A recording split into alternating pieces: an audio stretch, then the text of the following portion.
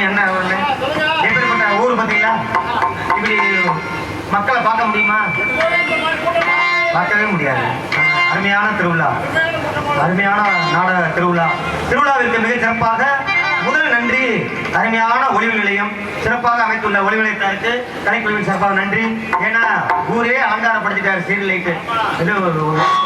ஒரு 10 லட்சம் 20 லட்சம் 1 கோடி ரூபாய்க்கு மேல இறக்கியிருப்பார் போல இருக்கு. அருமையான ஒளிவு நிலையம்.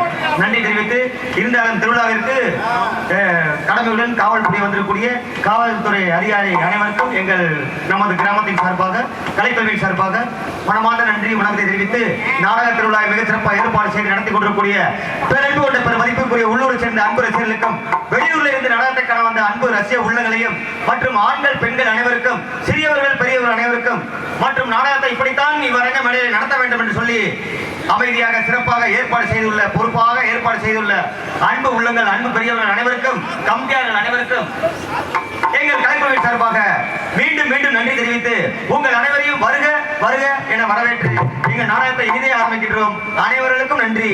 நன்றி எழுந்த வணக்கம் வணக்கம் வணக்கம். நன்றி வணக்கத்தை நான் வாயில சொல்றேன், நீங்க கைனாலேயே சொல்றீங்க. அதே தொழில் பக்குவம் இருந்தாலும் இந்த மாதிரி ஒரு திருவிழாவை நான் பார்த்ததே இல்லை. ஏன்னா நம்ம ஊர் சொந்த ஊர் கரூர்ல இப்படி எல்லாம் திருவிழாவை நான் பார்த்ததே கிடையாது. நாடக மேடை இருக்கு, மைக் செட் இருக்கு, சாமி கோயில் அது பாட்டில் இருக்கு, கடமைக்கு எல்லாம் நடந்துட்டு இருக்கு. இருந்தாலும் பார்த்தீங்கன்னா நம்ம ஊர் தேவகோட்டை அந்த கடைசியில இந்த கடைசி வரைக்கும். ஆனா பெண்கள்லாம் ஒரு தட்டுல பூவோட வந்தாங்க, அதுல சாக்லேட்டு பிஸ்கட் எல்லாம் வைக்கிறாங்க. நம்ம ஏரியா பக்கம் அந்த பழக்க வழக்கமே இல்லை. பார்க்கும்போது ஒரு புதுமையா இருக்கு, சிறப்பாக இருக்கு, அருமையா இருக்கு.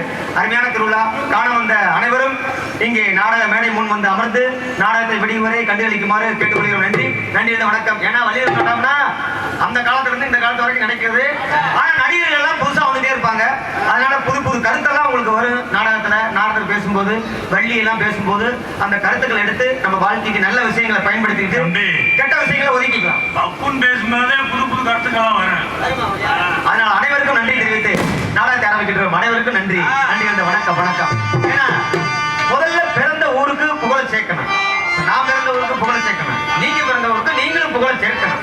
அப்படினால நமக்கு முன்னாடி வாழ்ந்த பெரியவங்கள் நமக்கு என்ன வழிவகுத்து கொடுத்திருக்காங்களோ அதன் பிரகாரம் நடந்தாலே அருமையா இருக்கும், சிறப்பா இருக்கும். அப்படினால பிறந்த ஊருக்கு எப்படி புகழ சேர்க்கணும்?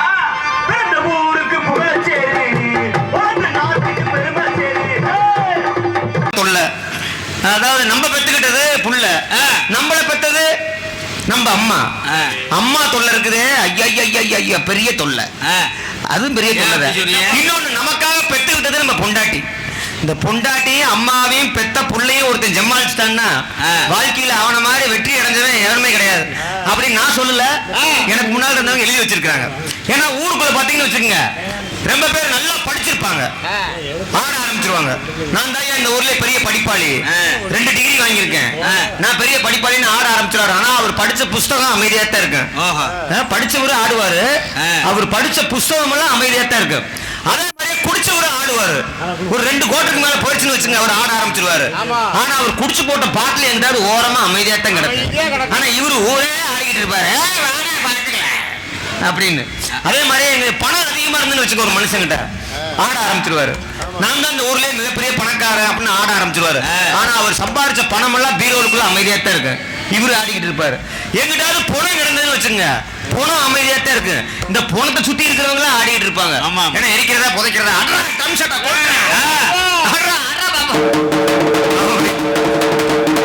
வாழ்க்கை தத்துவங்கள் நிறைய இருக்குது. இதை நான் சொல்ல படிச்சதுனால உங்களுக்கு சொல்றேன். அதே மாதிரி பாத்தீங்கன்னா ஒரு மனிதன் எப்படி வாழ வேண்டும், எப்படி கோபம் இல்லாமல் வாழ வேண்டும். சிறப்பான வாழ்க்கை வாழணும்னா கோபப்படாம வாழணும். இன்னைக்கு கோபப்படுறதுனால எத்தனை வாழ்க்கை அழிஞ்சு போச்சு தெரியுங்களா இல்லையா? அதே மாதிரி ஒரு மனிதன் நல்லா வாழணும் அப்படின்னா எப்படி வாழணும்? நோய் இல்லாமல் வாழணும். சம்பாதிக்கிற காசு பூரா ஆஸ்பத்திரியிலேயே கொண்டு போய் கொட்டுறாங்க. அப்படி இல்லாம கொஞ்சம் நோய் இல்லாம வாழ்ந்தா நிம்மதியான வாழ்க்கை. இன்னொரு வாழ்க்கை இருக்கு, இன்னொரு கடன் இல்லாமல் வாழணும். பிறந்ததுல இருந்து சாக வரைக்கும் கடன் வாங்குறாங்க, வட்டி கட்டி சாகுறாங்க. இவன் சம்பாதிக்கிறது கூட வட்டிக்கே போகுது. கடன் இல்லாமல் வாழ்ந்தால் அருமையான வாழ்க்கை, நோய் இல்லாமல் வாழ்ந்தால் சிறப்பான வாழ்க்கை, கோபம் இல்லாமல் வாழ்ந்தால் அருமையான வாழ்க்கை வாழலாம் என்று சொல்லி எப்படி வாழ வேண்டும், எப்படி இன்னைக்கு பெற்ற தாய்மார்கள் தன் குழந்தைக்கு பால் கொடுக்க மாட்டேங்கிறாங்க. குழந்தைகளுக்கு பால் கொடுக்கணும்ல, தாய்ப்பால். ஆமா. ஆஸ்பத்திரியில் நோய் வந்து கொண்டு போய் சேர்த்தணும்னே கேட்கறாங்க டாக்டர். ஏப்பா தாய்ப்பால் கொடுத்தீங்களா? சரியா கொடுக்கல, அதனாலதான் இப்படி நோய் வருது அடிக்கடி. கொடுக்க மார்க்கெட் குறைஞ்சு போயிருமா, பெண்களுக்கு அளவு குறைஞ்சு போயிரும்னு கொடுக்க மாட்டேங்கிறாங்க. கொடுக்கல. தாய் வந்து தன் குழந்தைக்கு தாய்ப்பால் கொடுத்தா குழந்தை நல்லா இருக்கு. தாய்ப்பால் கொடுக்காதனால யார் பால் கொடுக்குறா? பசுமாடு தான் கொடுக்குது. அந்த கோமாதா தான் கொடுக்குது. இன்னைக்கு எல்லா பக்கம் பாக்கெட் பால் தான். ஜாக்கெட் பாலே அது மாதிரி எல்லா பக்கமே பாக்கெட் பாலே புழங்கிட்டு இருக்கிறதுனால அந்த பாக்கெட் பால் கொடுக்குற அந்த கோமாதாவை வேண்டணுமா இல்லையா? அந்த கோமாதா யார்? பசுமாடு.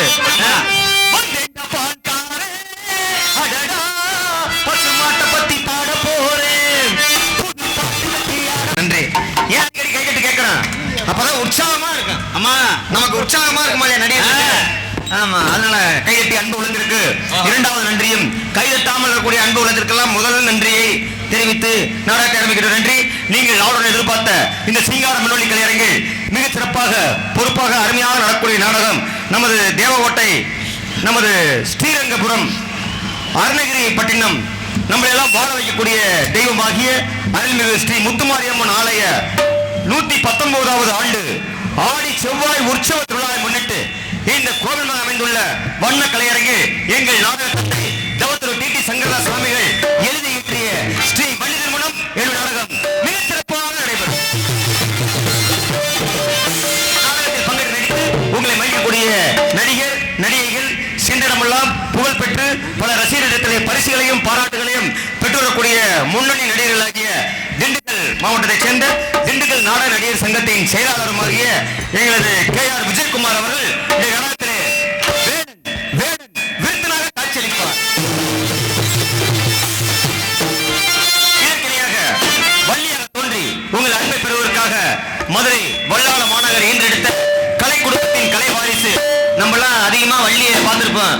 மதுரையைச் சேர்ந்த வசுந்தரா தேவி, மினர்வா தேவி, அர்ச்சனா தேவி, சோபனா தேவி அவர்கள் குடும்பத்தின் வம்சாவளி வந்த நமது வல்லாளப்பட்டி ஈன்றெடுத்த MS கலை ரஞ்சனி அவர்கள் இந்த இடத்திலே வள்ளியாக தோன்ற காத்துக் கொண்டிருக்கிறார். நாதராக, கலகப்பிரியராக, கானப்பிரியராக தோன்றி உங்களை மகிழ்ப்பதற்காக எங்கள் மதுரையைச் சேர்ந்த அண்ணார் மணிவண்ணன் அவர்கள் இந்த இடத்திலே நாதராகவே காட்சி தருவார்.